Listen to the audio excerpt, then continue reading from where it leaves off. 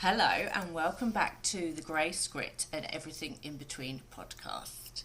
In the last episode, we spoke about how the mind is shaped from childhood and how trauma before 25 wires belief systems and why so many things surface later in life. Today, we're going to talk about what happens after the wiring. Because when pain has nowhere to go, it looks for somewhere to land. And that's often where alcohol, drugs, gambling, food, shopping, work, chaos, and unhealthy relationships coming.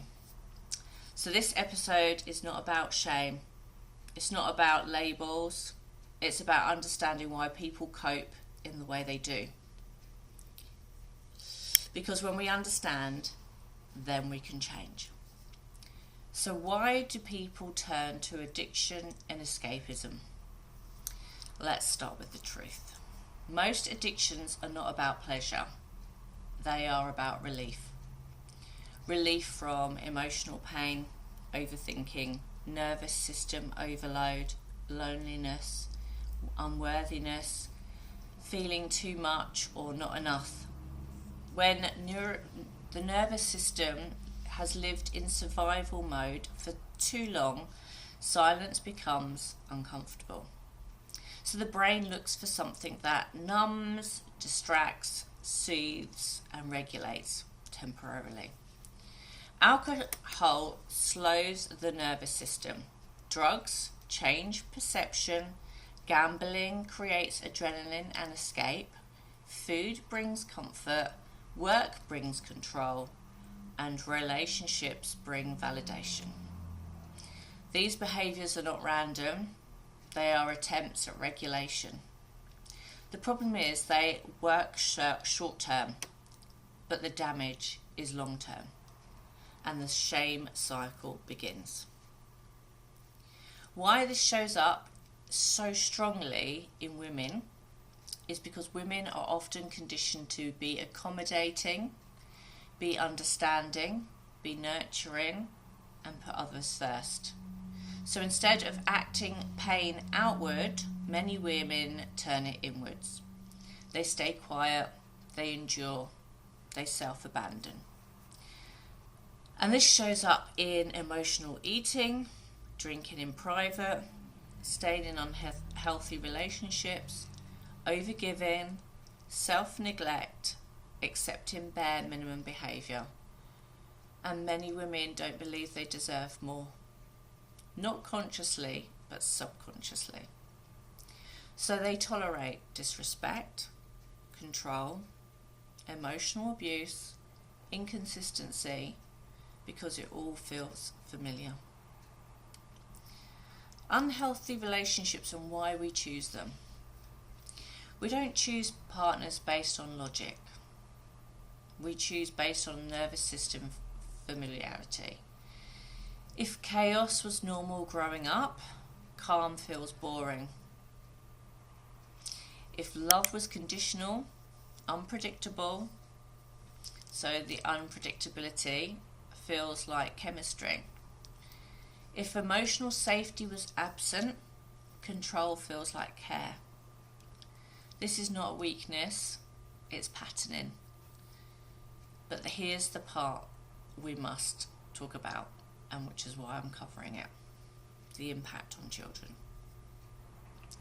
Children do not learn from what we say. They learn from what they see, what they observe, how you are spoken to, how you are treated, what you tolerate, what you excuse. This becomes their blueprint. When a child watches a parent being disrespected, emotional abuse being minimised, silence used to keep the peace, they learn that this is love, this is normal, this is acceptable. Many parents believe I'm protecting my children, but silence doesn't protect, it teaches. And when children act out, anger, defiance, withdrawal, it's communication. Because for a child, any attention is still attention. Negative attention still says, I exist. Now this episode is really heart-wrenching for me because obviously what I've endured in my past and what I see going on through my clients and obviously just family and friends. So addressing children's behaviour with awareness. Let's turn this around. When children act out, the question isn't what's wrong with them. It's what are they responding to? Children absorb emotional tension, unspoken resentment, fear, and unpredictability. They don't need perfection, they need emotional safety. That starts with honesty, boundaries, and modelling self-respect. So women overfunctioning and self-neglect. Many women spin plates to avoid stillness. Because stillness brings feelings. So they care for everyone else, carry emotional labour, say yes when they mean no, ignore exhaustion, and delay self-care. This isn't selflessness. It's often unworthiness. If I stop, I'll be forgotten. If I rest, I'm lazy.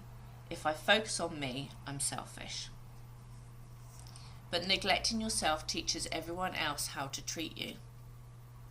And it teaches your children that women must come last. This has to change. So, how do we break this cycle? Change doesn't start with leaving everything overnight and learning everything overnight. It starts with awareness and choice. So here are the first steps. Name your coping mechanisms without judgment. Ask what they're protecting you from. Notice patterns in relationships. Model boundaries for your children. Reclaim self-care as a non-negotiable. Choose safety over familiarity. Seek support. Do not stay in silence. Healing is not dramatic, it's consistent.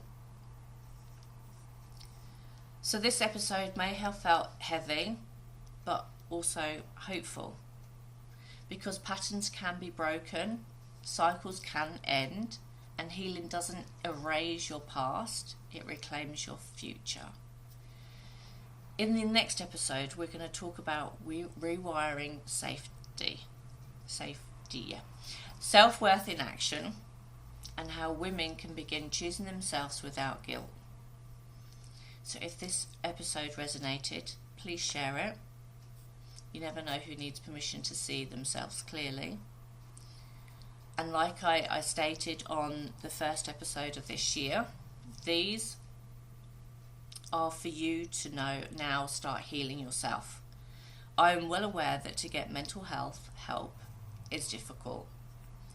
I don't want you to stay stuck. I do not want you to stay lost.